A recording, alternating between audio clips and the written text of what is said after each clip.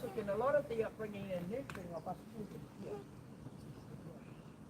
Looking towards the structure of my home, you can liken this to your own home. The archway is your front door, the road is your hall, the homes are your bedrooms. We have one common area that we all congregate in.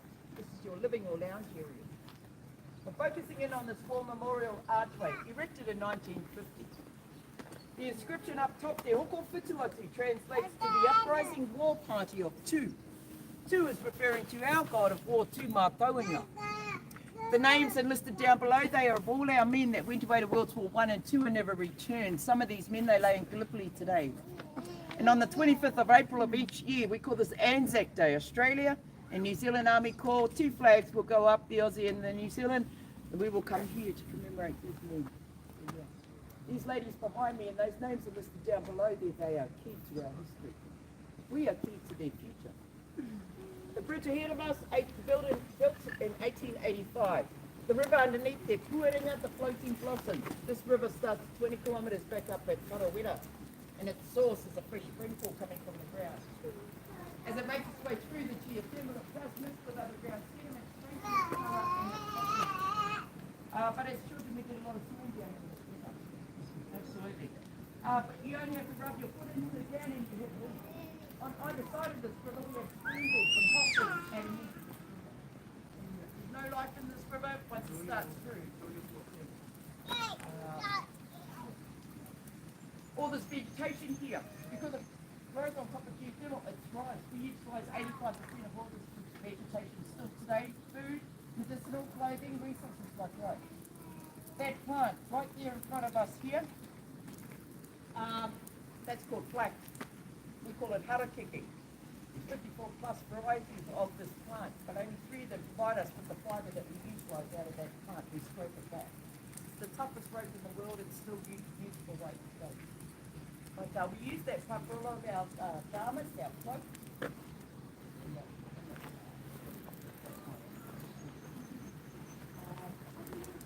와카레 아레와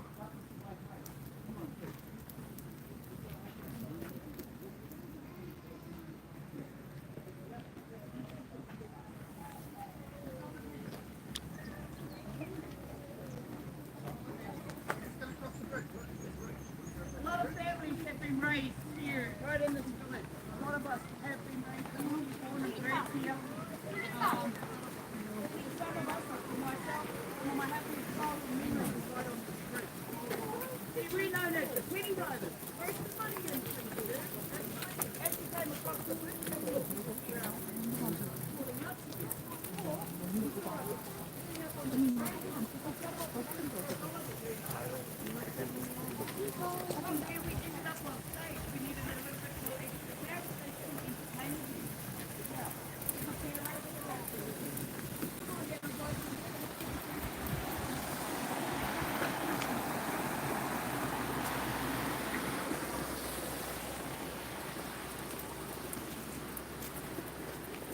여기는 전통적인 마오리 주거 지역이 있는데 What sat over top of these beds was a family home and a ticket box, family retreat. Behind their home with a hole blown out of their floor, maybe they wanted for a street. They would have to wait this out a few weeks. They returned a few weeks later, collected their belongings. They now live outside the village today.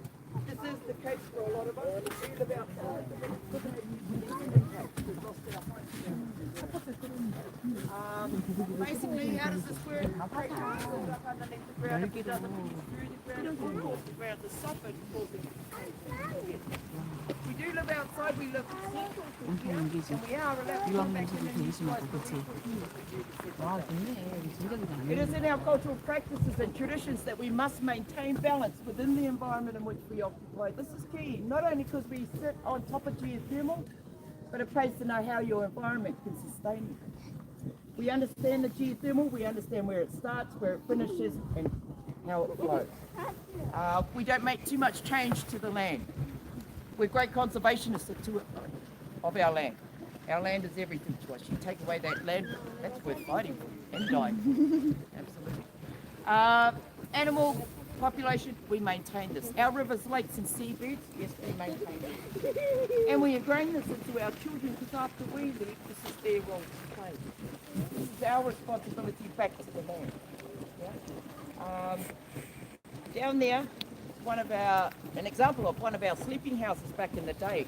It's made from that silver fern tree, which is just down here on the bank, down by the river here. That silver fern tree, we call it panga. Panga, the reason why we utilise this, it won't burn. It's inflammable. We do build down into the ground to keep the warmth in. Sleeping only done in there, all the recreational and eating is done outside. We still maintain this way of living today. This area in here is our communal kitchen and bathing area. So basically these buildings, they only have one bedroom, an open space and a toilet facility. You're lucky to even have bench space for a tea and a coffee. The rest of the living's done out here. Yeah. But eventually we understand we are not here forever and this place will all surely go in the end. We have been pushed to the front of our village. So what you see here, this is all we have left. We have a population here living of 45 to 50 people. This is around 17 to 20 families and they own these buildings. But eventually steam vents will come up underneath these buildings. That's inevitable. Yeah. It's what we do after that. And we don't encourage our people to build back up on top of this land because from the steam vent out, it's all hollow ground. Can we source power from this geothermal? Sure, we can, but we won't. Puts too much change in the land, and as you can see, the land already does enough changes without us contributing to that. So yeah, but we adapt according to the changes. None of this place looks like what it looked like when I was growing up as a child. That river looks the same, and there's a hot spring pool up that looks the same. The rest is all changed, and we get changes 2 days. 지금 유황 냄새가 너무 심하게 나고 있고요. Let's head on down to our ancestral home. Come on, Tree. 지금 가이드 투어를 하는데 가이드가 영어로 하고 있는데 여기 이곳은 그 전통 마오리들의 마을입니다.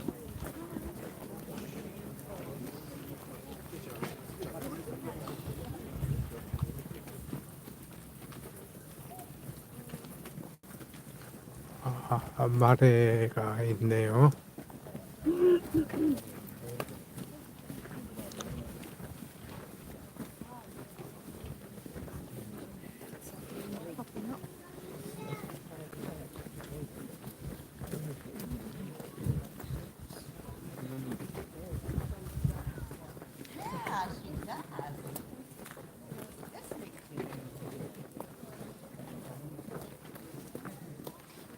Come on over.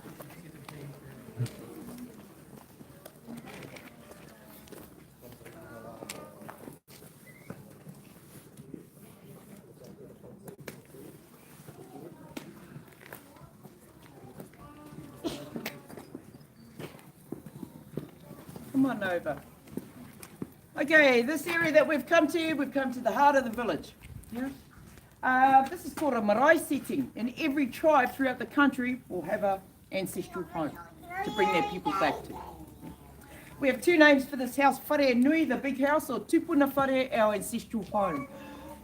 The name of our ancestral home is after the ancestor Wāhio. The structure of the building is the structure of the ancestor's body.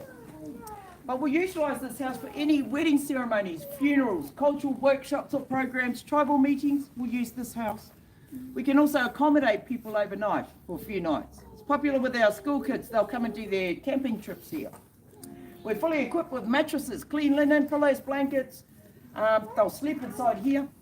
They can utilise the showers next door, or they can go down and utilise our communal bathing area. To feed our people, out in that car park area, there's a long building. That long building out there is called our wharekai. That's our commercial kitchen and dining area. That's where we can cater for our people. Back to this house. The structure of the building is the structure of the ancestor's body. How do we get this? Starting at the very top there. That little guy in head represents our ancestor Wāhio. The podium coming straight down started the backbone. The rafters either side of this head are the outstretched arms, and the panels erected up off the ground legs. Up inside the roofing you can see black and white panels. They run from the front all the way to the back This is the rib cage, door, mouth, window, eye. Guys, if you would like to come underneath the shelter, you're more than welcome to. Absolutely. Come on up. Absolutely. Come on up. 와, 사진.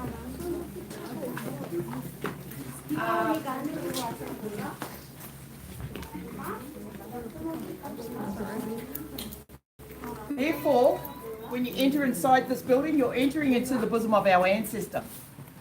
No shoes are to be worn in this house, and definitely no eating takes place in or around this area. The carvings that you see on the outside of this building, this is our written language. This is how we retained a lot of our cultural history, ancestral stories, how we migrated here. Genealogy is all through these carvings. You can liken this to a coded language. The only time you get to know what these carvings talk about is when it's shared with you by your panel of elders, your chief or the master carver. They will hold this knowledge. These three fingers, they represent birth, life and death. Should there be a fourth finger, this is life after death. Yes, we believe in a spiritual journey after this life. Reincarnation. Yeah. Carvings. This is of the Abeloth, because they all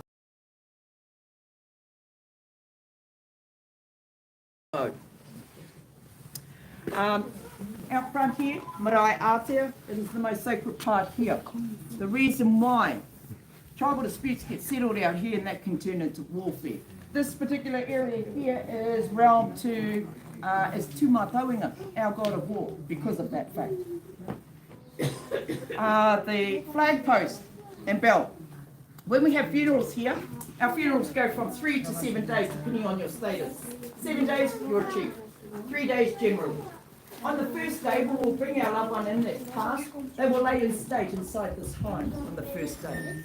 The bell will go off. This indicates to the people that we are in funeral session. 2 flags will go up once that body is laid inside there. Here are our 2 ancestral flags. This just indicates that whoever's laying in state there comes from these 2 ancestors. But these flags can be seen out in the community. And when our people see these flags up, they will come. They will come to share the grief, support the family, feed the people, help to feed the people. Yes, we have our own group of young men that go out and hunt. So whatever we're putting on your plate, that's fresh cooked. That is the last thing that we do in our funeral sessions here.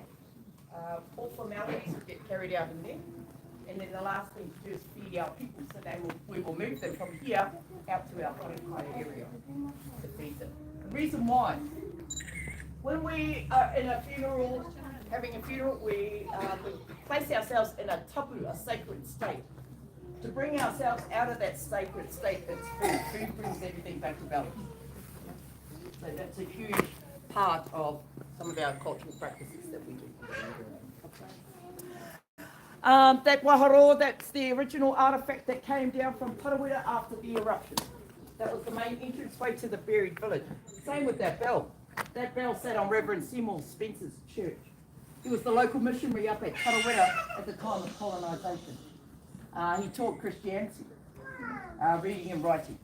And it was my grandfather, my 4th generation grandfather, that gifted that man some land, told him to build him a house. He built him a house, a church and a school. That's where that bell came from. It was Spencer's 4th generation granddaughter brought that bell down to us.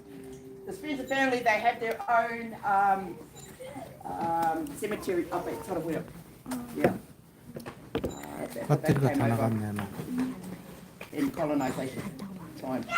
But yeah, we know about colonisation, the impacts. We were no exceptions to these impacts, but we have learnt today, Māori, tangata whenua, we have learnt today from history. We never forget history, because a lot of tribes went through some pretty horrific stuff during that time. But we have learnt today, we move forward today. We are one people, we are 7